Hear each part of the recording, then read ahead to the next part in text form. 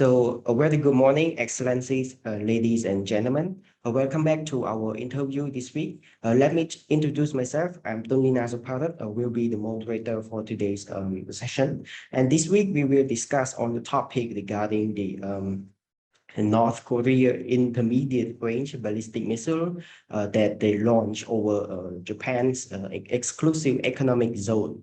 And we are very honored to have Dr. Nethida Chantima, a research fellow at the Mekong Center for Strategic Study of the Asian Vision Institute, as our guest speaker for today's discussion. So greeting Dr. Chantima and welcome to our interview program. Yeah, thank you for having me all the way from London. Without further delay, I would like to jump into our discussion. So on October 4th, 2022, North Korea just launched the intermediate range ballistic missile, IRBM, across the Japan's exclusive economic zone for the first time in 5 years, which is a grave concern and a careless act for the security as well as peace for East Asia. And the shelling through Japan does not seem to have been an unintentional shooting, as most analysts observe. So for the question, first of all, Dr. Chantima, do you see it as a deliberate act by North Korea? And if so, what is the strategic reason for North Korea on doing so? Yes, in my opinion, it is a deliberate act by North Korea. In my opinion, there could be 3 strategic reasons behind the recent round of missile tests. First, North Korea must have wanted to showcase the advancements of its weapons arsenal and its combat readiness, seeing as this intermediate range ballistic missile has the capabilities to reach the furthest distance in comparison to its other missiles. During this test, this missile was able to fly over 4,500 kilometers east of Japan and has demonstrated the capacity to reach the US island of Guam. Secondly, according to the North Korean state news agency KCNA, Kim Jong-un stated that the recent missile tests are meant to deliver a strong message of war deterrence. Furthermore, he stated that the effectiveness and practical combat capability of our nuclear combat force were fully demonstrated as it stands completely ready to hit and destroy targets at any time from any location. Even though the enemy continues to talk about dialogues and negotiation, we do not have anything to talk about, nor do we feel the need to do so. That was a direct quote from Kim Jong-un. This, of course, could be the strategic response to the trilateral series of anti-submarine exercises between the US, Japan, and South Korea, which has resumed for the first time in 5 years. The trilateral exercises also see the deployment of the USS Ronald Reagan, a nuclear-powered aircraft carrier, into the region. Thirdly, Kim Jong-un might also be taking advantage of the US and its allies being occupied with Vladimir Putin's threats of nuclear war and Xi Jinping's military drills in the Taiwan Strait to further advance its weapons capabilities and ultimately to cement its status as a nuclear weapon state. Thank you, Dr. Chantima. This missile launch is considered as the threat to Japan's sovereignty and as well as the security and peace in the region, and also the concern to Japan. So what is Japan's reaction to this threat? Well, immediately, the missile test by North Korea immediately prompted Japan to issue a rare seek shelter for its citizens. Japanese Prime Minister Fumio Kishida condemned this missile test to what he referred to as a barbaric act, and that it threatens the peace and security of Japan, the region, as well as the international community. While Tokyo did not shoot the missile down, it had not ruled out any options yet, including the possibilities of counterattack.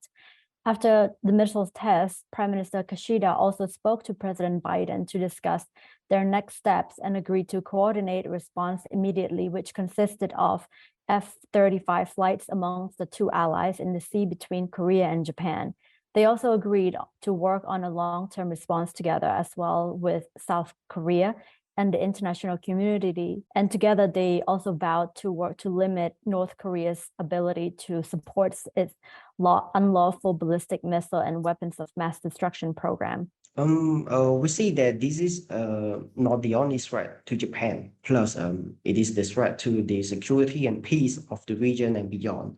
And on the other hand, North Korea missile test is not new, nor it is a surprise to the international community. However, allowing North Korea to pursue its own nuclear activities is self-serving for North Korea itself. And it is having a serious impact on the other countries' capability to use nuclear weapons indefinitely, such as Russia in the current situation.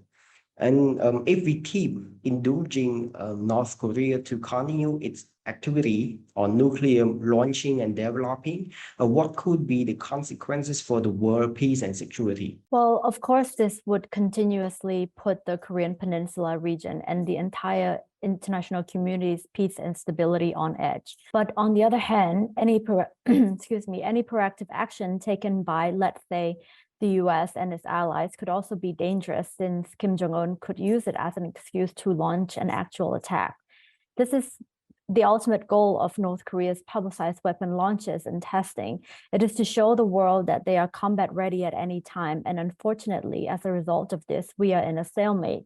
In my opinion, the only two actors that could possibly steer Kim Jong-un toward peaceful dialogues would be Vladimir Putin and Xi Jinping, seeing as how China and Russia are the two superpowers that are most friendly with North Korea, especially China, seeing as it is North Korea's biggest trade partner.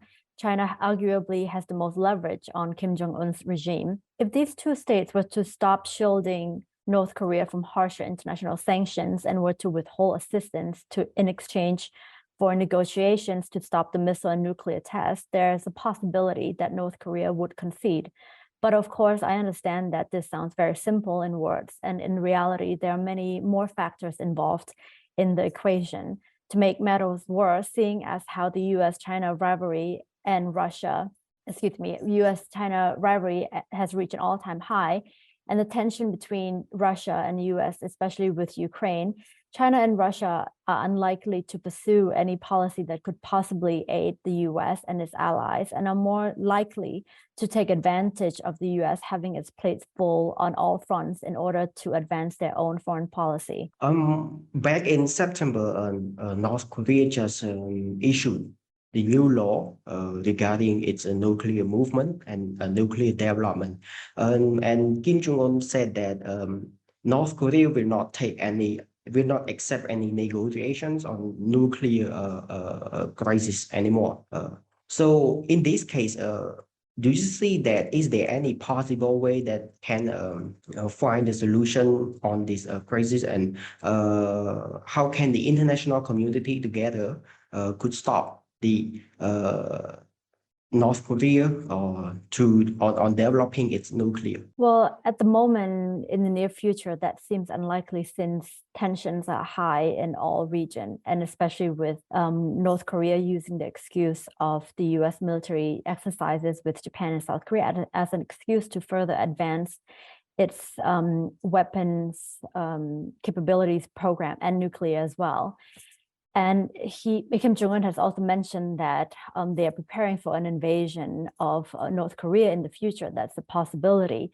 So of course, in this climate, peaceful dialogue is very hard to reach. But of course, again, I refer to a scenario that I mentioned just now that is a possibility, is that China and Russia are the only two likely players that could steer Kim Jong-un into peaceful dialogue, this route. But again, I understand that it's a very difficult solution. So, on the other hand, do you think that this issue can be put on the agenda of the upcoming ASEAN summit, as we can see that this is the trending issue right now? And how should ASEAN, as the mediator on the North Korean Peninsula, take a proactive approach on North Korea nuclear crisis? Well, in my opinion, of course, the leaders of ASEAN will discuss the escalating situation in the Korean Peninsula. This issue will most likely be included in the chairman's statement of the summit, where all of ASEAN members will stress the importance of peaceful dialogues amongst the concerning parties, and they will continue to express their readiness to play a constructive role through the ASEAN Regional Forum as a platform to promote a conducive atmosphere.